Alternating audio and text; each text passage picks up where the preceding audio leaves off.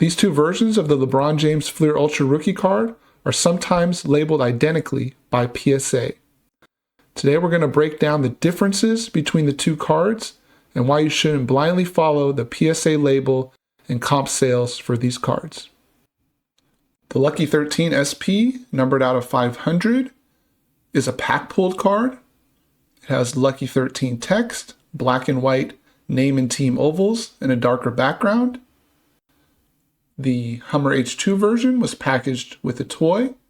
It has no Lucky 13 text, blue and red name and team ovals, and generally a lighter background. On the back, the Lucky 13 is serial numbered out of 500, has an orange background, and the copyrights are 2003, including 2003 Fleer Skybox International, Ultra 0304, and a Fleer 0304 logo.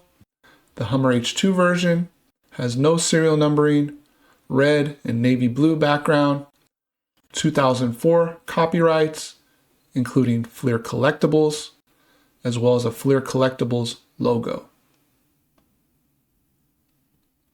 Pop counts are higher on the H2 version.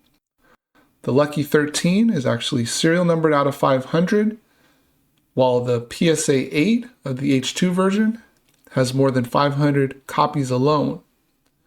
The H2 does have a lower gem rate, 3.1%, likely due to it being packaged with the H2 toy. The Lucky 13, though, does sell for a significant premium.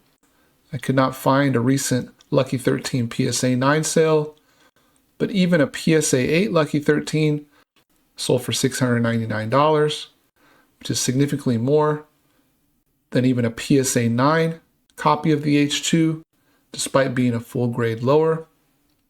So before we take a deeper dive with recent sales, remember the H2 version prices here, around $40 for a PSA 8, $140 for a PSA 9. There's a significant pricing impact when the label does not identify the card as the H2 version. Before we look at some completed sales, here's the card packaged with the Hummer H2 toy. You can see why this card is condition sensitive with a very low gem rate. PSA 10 sales, $2,800 for the H2 version, $4,675 for the Lucky 13 version. Those were both identified earlier in this video. We're going to take a closer look at the $2,999 sale on May 2nd. This one is labeled Ultra, no Lucky 13 text, no serial number on the back. Also note the PSA 10 pop of 29, the PSA total pop of 311. That's the Lucky 13, numbered out of 500 population we covered earlier in the video. This card is the H2, the total population of 1,719. However, the Ultra label and the pop report here didn't seem to impact the pricing in PSA 10. PSA 9, we have a cluster of sales here around $140. It's what we identified earlier in the video. We're going to take a closer look at this $500 sale on June 26th. This one has the Ultra label, no Lucky 13 text, no serial number on the back. It also has that PSA population of 311, which again is the Lucky 13 population. And then in the description, it says Lucky 13, numbered out of 500.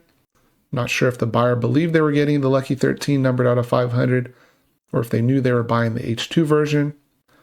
Regardless, this sold well above the $140 baseline that we established earlier. It's really hard to find Lucky 13 sales, so I went to Fanatics Collect. Here's a PSA 8 that sold for $699 on March 27th.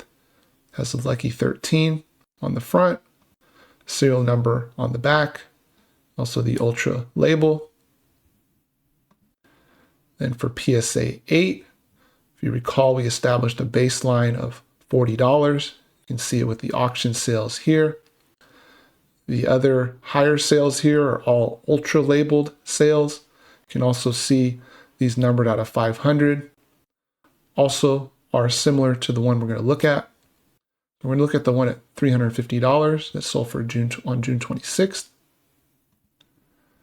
Ultra label, no lucky 13 text, no serial number on the back. This one is actually consigned through the PSA vault. The listing says numbered out of 500. The PSA Pop Report, again, is the lucky 13 Pop Report with a total pop of 311. Looking at the front and back of this card, this is clearly the H2 version of the card. Don't go by the PSA label or comp sale alone. Look at the card itself. Buy the card, not the label.